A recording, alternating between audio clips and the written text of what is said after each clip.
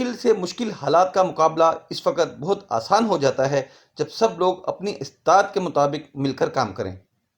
ضلع سکھر کے پسماندہ علاقے علی واہن میں چند محنت کش نوجوانوں نے اپنی مدد آپ کے تحت علاقے کے غریب لوگوں کو لاک ڈاؤن میں کفالت کے لیے علی واہن دسترخوان کا انعقاد کیا ہے، جہاں روزانہ 2 وقت کا تیار کھانا مستحق لوگوں کے گھروں تک پہنچا رہے ہیں۔ چاہیے تو ایک مزدور کو یا ایک سفید پوش کو کھانا ہی، تو ہم نے گھر گھر جا کے ہم کھانا دے کے آتے ہیں لوگوں کو۔ ہمارے پاس جو فیملیز ہیں وہ 120 فیملیز ہیں جس کو ہم کھانا پہنچا رہے ہیں، اور تقریباً اس میں بندے ہیں 800 تقریباً۔ مستحق گھرانوں کا انتخاب بہت احتیاط اور ذمہ داری سے کیا گیا ہے۔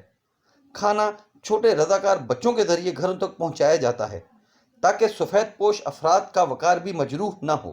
ملک بھر میں اگر محلہ اور شہروں کی سطح تک اس قسم کے اقدامات کیے جائیں تو سرگرم بھکاری مافیا کے بجائے اصل متاثرہ افراد کی بہتر امداد ممکن ہو سکے گی۔ پاکستانی عوام سے یہ اپیل ہے، اپنے محلوں کو، اپنے علاقوں کو سب ایک جگہ جمع ہو کر ڈیسائیڈ کر کے جو حقدار ہے اس کو وہاں تک اس تک حق پہنچائے۔ لاک ڈاؤن کے پہلے روز سے جاری دسترخوان انتظامیہ کو اب مالی مشکلات درپیش ہیں، مگر اس کے باوجود اس نیک کام کو جاری رکھے ہوئے ہیں۔ پسماندہ علاقے کے نوجوان اپنی مدد آپ کے تحت یہ دسترخوان چلا رہے ہیں، یہ ایک انتہائی احسن اقدام ہے، بلکہ یہ دیگر شہروں کے لوگوں کے لیے بھی مثال ہے کہ مدد کرنے کے لیے کسی بڑے سرمایہ کی ضرورت نہیں، صرف عزم درکار ہوتا ہے۔ ملک عمران شاہد، نیوز سکھر۔